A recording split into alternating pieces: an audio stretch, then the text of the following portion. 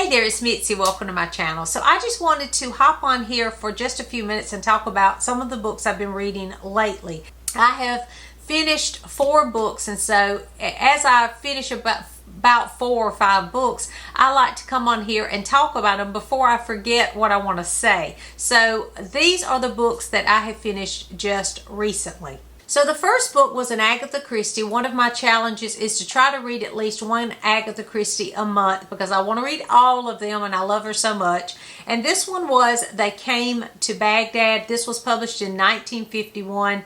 This one was different than most of the Agatha Christies that I've read so far. And I have read a lot of Agatha Christie, and this one was different. This is more thrillery to me. It was more just suspenseful thriller, spies sort of thing, and it wasn't what I was accustomed to when reading Agatha Christie, but I did enjoy it. It's about a young girl who has just lost her job, and she's sitting on this park bench. I think she's in London at the time, and she meets this stranger, and they start talking. They strike up a conversation there on the park bench, and they are kind of interested in one another as they talk. And he's like, well, I hate that I just met you, but I am actually leaving town. I am headed to Baghdad. So they talk for a few minutes more. He leaves, and then she decides, well, I have nothing else going on right now. I'm going to just go to Baghdad. I'm going to follow this guy, this stranger, to Baghdad. I mean, he doesn't say come along or anything. She just decides, I'm going to go to Baghdad. And it's super interesting in the beginning because she doesn't have any money. She's lost her job. And how she gets to Baghdad in itself is pretty interesting, how that works out. But she does go to Baghdad, and she doesn't realize what is going to happen when she gets there and the dangers that will happen along the way. So I really enjoyed this. This, again, was a little different. I do like the other normal, I guess the regular type Agatha Christie mysteries better, but I did enjoy this. I found it to be interesting, and I gave it 3 stars. So the next book I am very excited to share with you because we talk about this book a lot in the comment section. Many of you are fans of Susan Branch, and one of you even sent me a Susan Branch book, which I can see right now is sitting right here in front of me at the top of my desk, and it's sitting there ready for me to read. But when you sent me that book, you told me I needed to read this one first. This is The Fairy Tale Girl by Susan Branch, and it was published in 2015, and it's actually kind of heavy. I don't know if you can tell that from this camera angle, but it's a pretty hefty book. It's not long. It doesn't take you long to read, but it's filled with beautiful illustrations, and it's a well-made book. And these are pricier books because I don't know exactly how these were published or whatever, but when they first came out, I just remember them having a pretty hefty price tag on them, and I buy a lot of secondhand and stuff because I just kind of wait until I can afford to pick those up. So that's why I've never tried Susan Branch, but I've always wanted to. I've always loved her website, and I followed that. And so really, shame on me for not picking one up yet, but one of you did send me the second one. I think it's called Martha's Vineyard or something about Martha's Vineyard. What? Martha's Vineyard, Isle of Dreams. I can see it. So you told me to read this one first. So I did pick up this copy and read it, and I am so glad I did. I loved it. I loved it. And I knew I would. I knew I would because I do like Susan Branch and her artwork. So in this one, if you're not familiar with Susan Branch, this book is pretty much just her diaries that she has kept. She's kept diaries since she was a young girl. And in this one, it starts with heartbreak, unfortunately. It starts with her as a young woman. She has just separated from her husband, and she's leaving town and starting a new life for herself after heartbreak with this relationship. And then it goes back in time on how they met, how she met her husband, and their relationship. And then it also pulls in a lot from her childhood and about her parents. But what's so beautiful about this book is all through it, it has these beautiful illustrations. I don't know if you can see that. These illustrations and little doodles and things that she does. She has a lot of quotes. She has photographs. So it's almost looking at an album, like a photo album or a scrapbook. And it's just a beautiful book. The way that she prints it out and shares, just little tidbits of her life and memories from her life and childhood. It's just beautiful. And I had this on my nightstand, and I would just pick it up and read a little bit along each night. And I was sad when this was over because it was so good. But I am excited because at the end it says continue with the Martha's Vineyard book, and because that's where she goes when she at the beginning of this, that's where she's heading. And so I was excited that I already have that one on my shelf so I can get to that one. But I highly recommend this. This was a 5-star.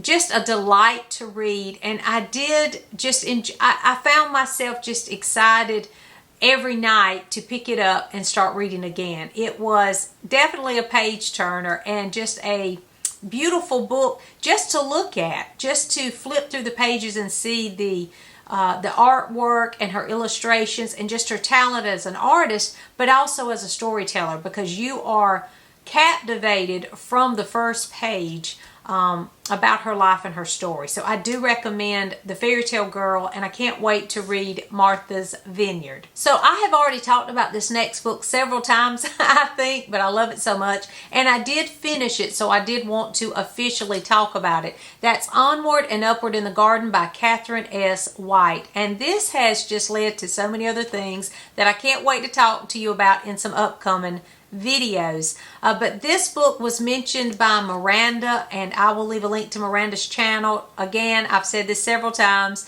I love Miranda's channel. You need to check it out because she always has great books that she talks about on her channel and just great recommendations, and her channel's just beautiful. But anyway, she had mentioned this in the spring, and for some reason it just called to me. It really called to me. And so I found a copy, and this has just been the highlight of my spring. I loved this book. I loved going through it every morning, just reading through it. Several of you have talked to me about Catherine White, though, in the comment section, so I want to give a little background about this book. Catherine White was the editor of The New Yorker for over 30 years. She started with The New Yorker, I think, when it began, I think it was 1926 is what I read. But so she started from the beginning of The New Yorker, and she became an editor and published a lot of pieces for The New Yorker. And this is just the pieces that she wrote about gardening for The New Yorker. And her husband was E.B. White. Yes, the famous E.B. White of Charlotte's Web. That was her husband. So when she passed away, he had this published, and this was published, I think I said 1979. I'm not sure if I said that, but it was published in 1979 after she had passed away. E.B. White, her husband, took these pieces from The New Yorker, and this book was created. And I'm so glad that he did that because it's just a beautiful read. Apparently it's a popular book. I didn't realize how many people loved this book and treasured it and read it over and over again, but I can see why. It's just a beautiful book. When I first talked about this book and I first started it, I was like, who knew that seed packets and seed catalogs could be so interesting? And that was a joke that I kept saying on here. But it does start that way. She's talking about the different catalogs and seed packets and things, but it just shows her love for gardening, and it's so beautiful the way that she talks about her garden, and her passion just flows on every page for her garden. So that's why I love it so much. But also, if you look at this, it's tabbed through because she mentions all of these she mentions nurseries, she mentions handbooks and gardening books that she's loved from a long time ago, and books that were being published when she was writing these pieces.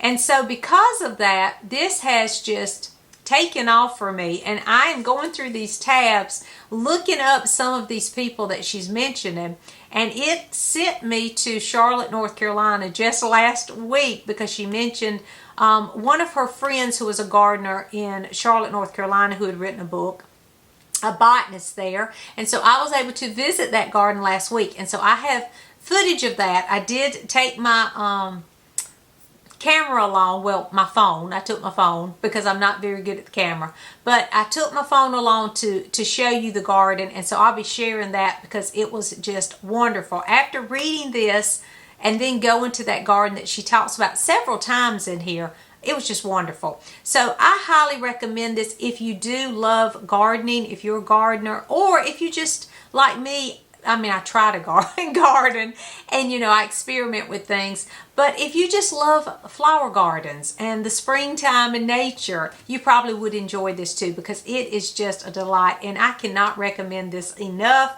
Again, it was 5 stars and the highlight of my spring. And then finally, I just finished this one last night. This is called The Summer House by Lauren K. Denton. I checked this out from the library.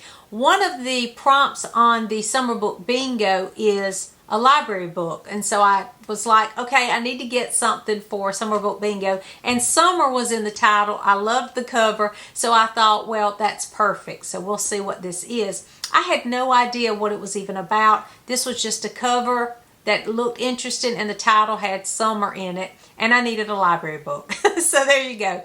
And it was a great surprise because I loved it. It's about a young lady who is newly married. She's moved to a new town with her husband, and they're just getting adjusted to this new town when she wakes up one morning and he's left a note, and he's pretty much left town and hasn't told her where he's gone or anything, but that it's over. So she is pretty much in this town where she knows no one. Again, she's just moved there. And another problem is that this house is owned by the company, and so because he was the one that was employed there, she's now homeless all of a sudden as well. So she, as the story begins, she ends up meeting these people from a nearby town, and it's a retirement village. So that made it super interesting. She moves to this retirement village and is able to get a little place there. And she's a hairstylist, so she's able to get a job as a hairstylist with these super interesting senior adults. And they are super interesting. And I love books with senior adults that are so funny. I've been watching a couple, I don't watch a lot of movies, but I have watched a couple of cute little movies on Amazon Prime that are these retirement homes, and I don't know why, I just think they're so funny. But anyway, super interesting characters, and that's what this feels like.